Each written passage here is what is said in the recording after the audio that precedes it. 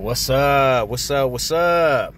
Your boy Savage, man. Your boy Seth Snettles. You know the logo. Broncos Country, BCFFL, Bronco Maniac, South Stanners, Broncos Country Worldwide, Orange Crush Killers. Mile high salute to all the real ones. You know what it is. Let's go. Well, check it out, bro. There's been a lot of slandering of John Elway. You know what I'm saying? A lot of people just acting like John Elway's enemy number one. You know, and I got to speak up for my boy, John Elway, the legendary two-time Super Bowl champ, the GOAT of all GOATs, the GOAT of the Broncos franchise. Hey, John, appreciate everything you did for this franchise, bro. I appreciate, you know what I'm saying, putting all that hard work in for the Super Bowl runs, getting us back-to-back series, bro. A hard thing to do. A hard thing to do in this thing we call the NFL, but you went out on top, man. You know, and it's crazy, bro, because let's be real, man. Every time the Broncos were successful, John Elway was a part of the regime. John Elway was, you know, the man for so many years out here that flipped a franchise, a low market franchise, into being a dominant force. You know, I hear this dynasty talk about, you know, what the aspect Broncos Country used to be, but a big part of it was because John Elway was just that motherfucker that was the quarterback of almighty Broncos Country. To a point where Pat Bowlin loved John Elway. John Elway was Pat Bowlin's dude. This one's for John. You know, and then fast forward to years down the road, and John Elway's a part of the franchise again, and what happens? We went Super Bowl 50, and yeah, Pat Bowlin had a big hand in it, but what I'm saying is, every time the Broncos has some sort of success, who's the motherfucker that's a part of that shit? John Elway. And I find it funny that, you know what I'm saying, we forget what John Elway has done for this franchise. It's like these Seattle Seahawks fans talking about Russell Wilson's not that good and Russell Wilson's washed up. You never know what you have until it's let go.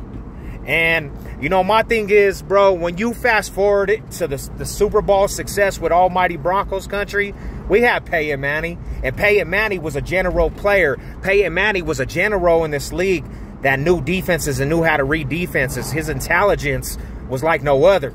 So when you lose that aspect with your franchise, of course, you're going to go down to mediocrity. You're going to go down below average, bro, because there's not quarterbacks like them, bro. That's one in a million type of quarterbacks.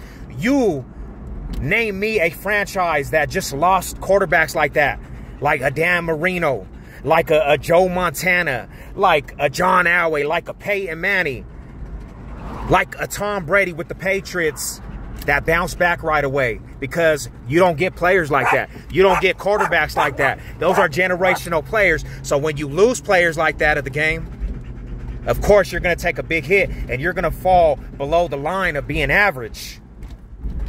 Those quarterbacks don't just come and go. You know what I'm saying? We could talk about all the quarterbacks since John Elway was the GM, this and that. They were never the dudes. They were never the dudes. What have these other motherfuckers did after these great quarterbacks leave their franchises? What have these franchises done? Absolutely nothing. What did the Colts do after motherfucking Peyton Manning left that franchise? Absolutely nothing. Because when you lose a great like that, you just don't replace that. Those are generational players. So when it comes to Broncos Country, losing a player like Peyton Manning, let's talk about Peyton Manning. Hush up. And I know you excited back there. Hey. We're going to relax. But when you lose a player like that, and it's a culture shock, and you got a lot of pressure on that back because you lost a generational player like that, it's hard to find a quarterback that's going to live up to them standards and play in them shoes. Of course, you're going to fall off below average. And that's what Broncos Country's done since Peyton Manning fell off, because you don't have a Peyton Manning walking through that door. And it takes time to deliver, because every other franchise that's went through the same thing that Broncos Country's went through has went through exactly the same scenarios. Tom Brady You will never find another Patriot quarterback like a Tom Brady. That franchise may never, ever get back to that aspect of being dominant. It will never be that Patriots. Patriots are just not that team no more.